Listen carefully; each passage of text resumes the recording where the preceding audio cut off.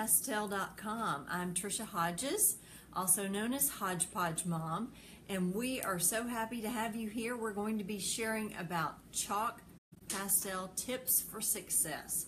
Nana has all the chalk pastels today, and she is going to lead you through the different types that you can use, the soft pastels that we love, and then you need to stay around for a bonus art lesson that is a companion to our Art Techniques video art course, and we're excited about sharing that as well.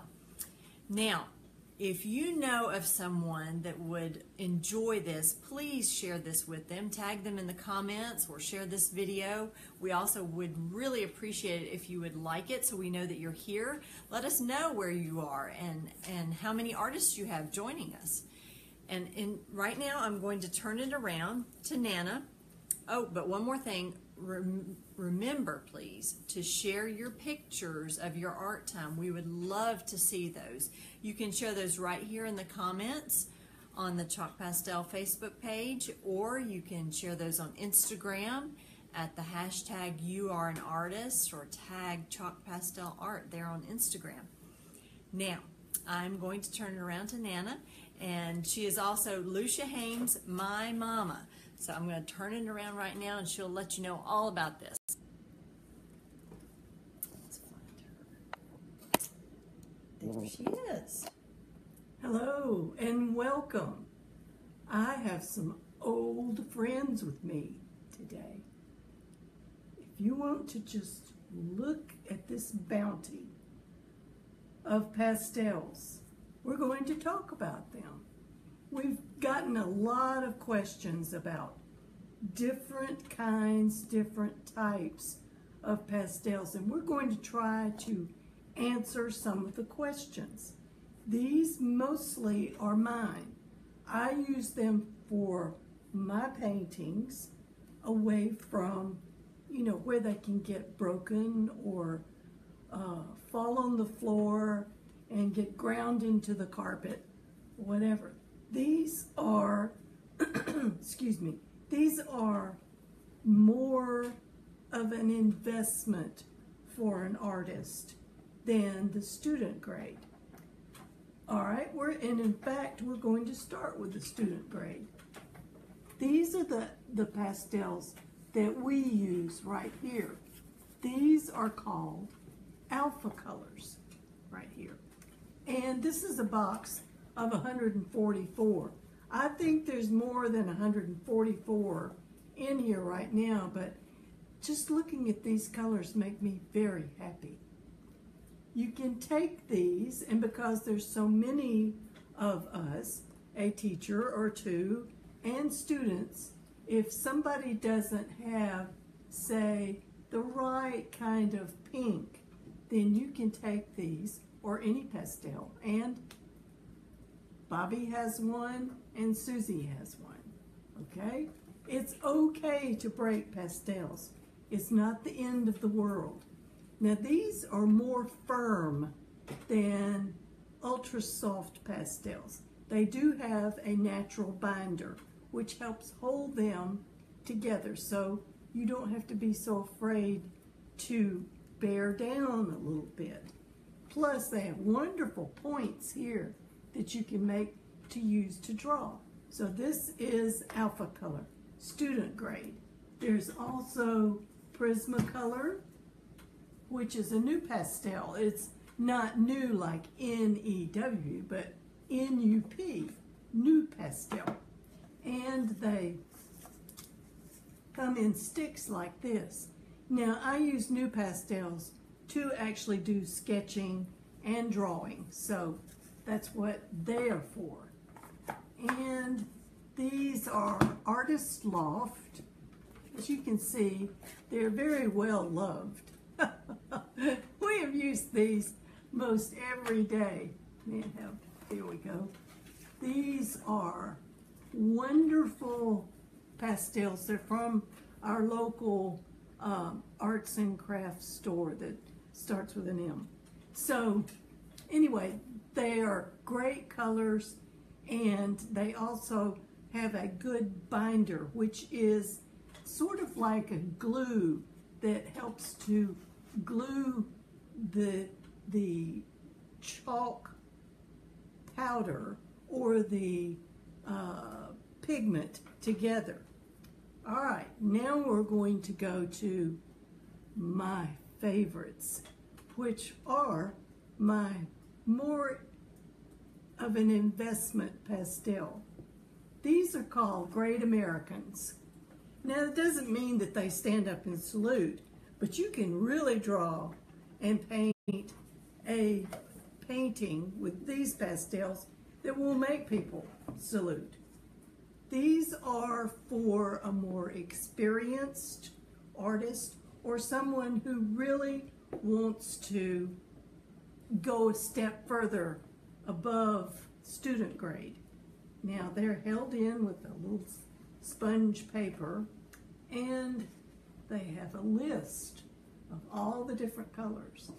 And I love these. These are just wonderful to me. They're very soft. They're very velvety. Now I'm going to show you this blue for an example. It is light in my hands. It feels velvety on my fingers. And when you use this, it comes out with a swoosh that makes your heart happy. These are called Great Americans.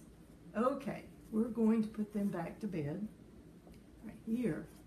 And I'm going to show you my favorites, which, as you can tell, are very much loved and quite dirty because I use them quite a bit, and I should have cleaned them up before we started today so you could see them in their pristine glory. I even have some that still have their little wrappers on them that look like crayons. These are sennelier, or I'm sure you'll be able to get the French pronunciation. This is a new pastel. You can see it's a tiny little stick, and it's good for drawing. And I have all kinds of beautiful reds, and I have divided them up as best as I can. Sometimes they sneak together and get in the wrong side. I think they like to be together more than they should. But these are a true investment. The box itself lasts a lifetime. And you can, there's a cover that goes on this side and one that goes on this side, and then you put it together just like a suitcase. And you can go anywhere in the world and paint. These are true pure pigment. They have less binder. That's what makes them so velvety. But there are drawbacks, because with less binders, you have more chalk dust, which doesn't bother me because I just tap it off. But some people don't like a whole lot of chalk dust. Plus, you get it on your paper and you can smudge it, which to me is a wonderful thing. It gives it a painterly effect. Now, I believe I've talked enough. So what I'm going to do is I'm going to take these pastels and scoot them over, and I've even offered them for use by our wonderful students this morning. So I'm going to scoot this over here without dropping it all on the floor. And bear with me a moment, I'm going to change chairs, and we are going to follow one of our most favorite artists. We're going to attempt to pattern our painting after his work, and his name is Claude Monet. And in 1900, he spent some time in England, and one of his most famous paintings are the buildings of the English Parliament. and Big Ben. And these are done like a free, misty colored work of art that now hangs in the British Museum. Now, we are going to be using plain copy paper for this, and I'm going to use these colors there, and I'm going to use the nicer pastels so you can see how quickly they work up and how rich and beautiful they are. I have a grayish lavender, a dark purple, a blue, and a light blue. Really, that is light blue. I haven't cleaned it. An orange and a nice yellow. So let's get started. Like I said, I have my copy paper, and you can see I've already made smudge marks here. That's all right. We're going to just work through it, and it's going to be great. Let me hand this over to one of my students.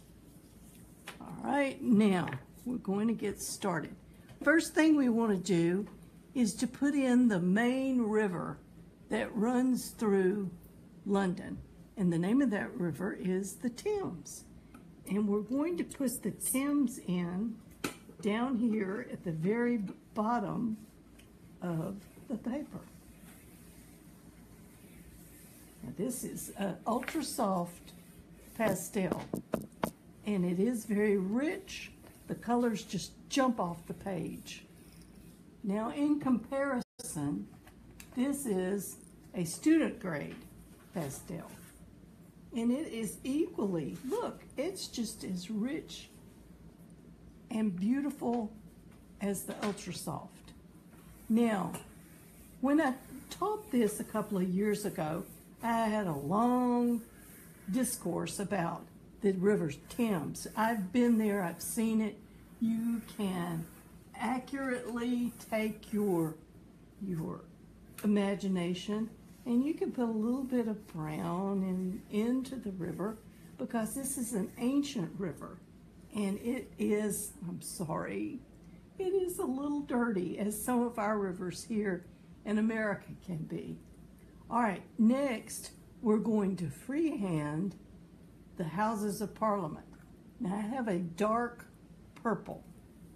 You get the darkest purple that you can, and we're going to come here, just like Monet did. Here's the first part of the building. It's just going to be a block.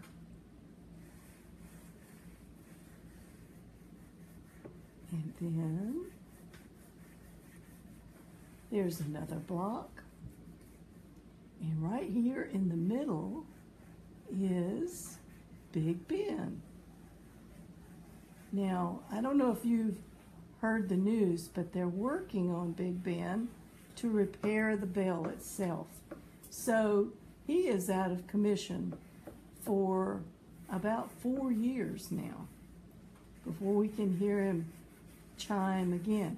And you know that Big Ben is the name of the bell and not the building.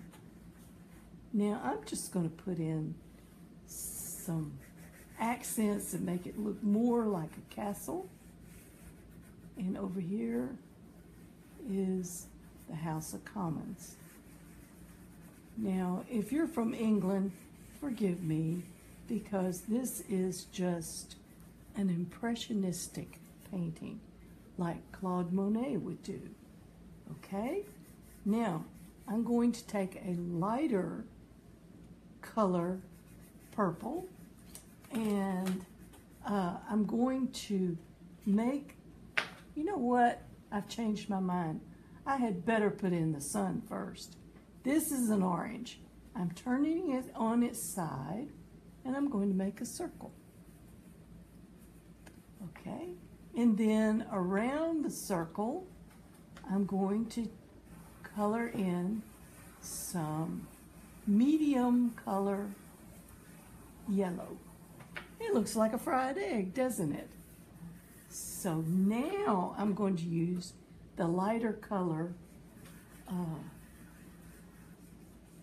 of this lavender, which is almost a gray color. Now, as you know, the sky comes all the way down to the ground. Do the best you can. Just kind of scoot around the sun. We're going to mix it in here in just a minute, all the way to the ground. Okay, now, you see this finger here, these fingers, they are very chalky. They're about to get chalkier. We're going to start with the Houses of Parliament, and we're just going to go round and round in circles, and we can even make parts of the building taller if we like, or some of them more square if we like, and fill in and not make it very solid. All right, now I'm going to wipe off just a little bit of the purple, not much, and we're going to go into the light gray or light violet. And look, we're even going to lightly go into the sun like Monet did. You're being a master painter. Look at this wonderful effect. It just makes the sun almost like what we saw the other day in the eclipse. You can smooth it around and get it. Be sure you keep your shape of your building. That's what Monet did.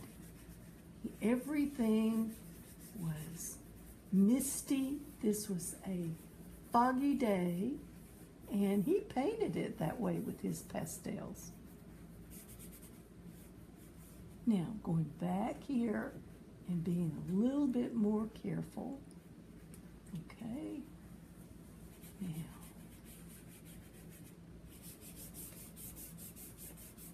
down here, I think we could take this light blue and we could add some streaks in the water.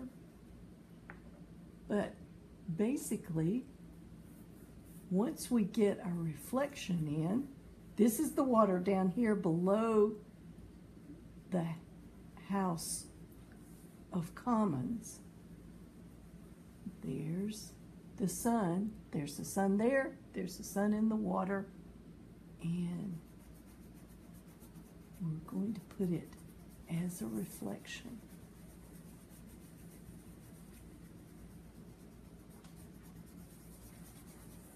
Now, I think this is wonderful, and I have had a great time sharing with you my set of pastels. You just use what you have until you decide, maybe later on, you know, I want some really nice pastels. And you can upgrade to some nicer ones. Now, I'm going to take my dark purple and I'm going to sign my name here in the corner. All I need is my N for Nana. And then I'm going to turn it over. Watch. Tap off. Tap off. And I'm going to name this painting Monets London and today's date. And then I would like for you to go and share this painting with your family and friends and tell them, I used the same techniques as a master artist did. And Nana taught me how. And this is something you will always remember and you'll be able to use over and over again. I know your paintings are wonderful. Please take photos of them and send them to us so we can ooh and ah and admire what you've done. Thank you for joining us today. Yes, thank you for joining us. We are so happy that you did and hope that you enjoyed this companion lesson to our Art Techniques video art course. You can find us at chalkpastel.com, and we look forward to seeing all those photos. Please join us most every Wednesday at noon Eastern Time for our weekly art lesson. And remember to share this with someone that you know would enjoy it. Thanks again. You are an artist.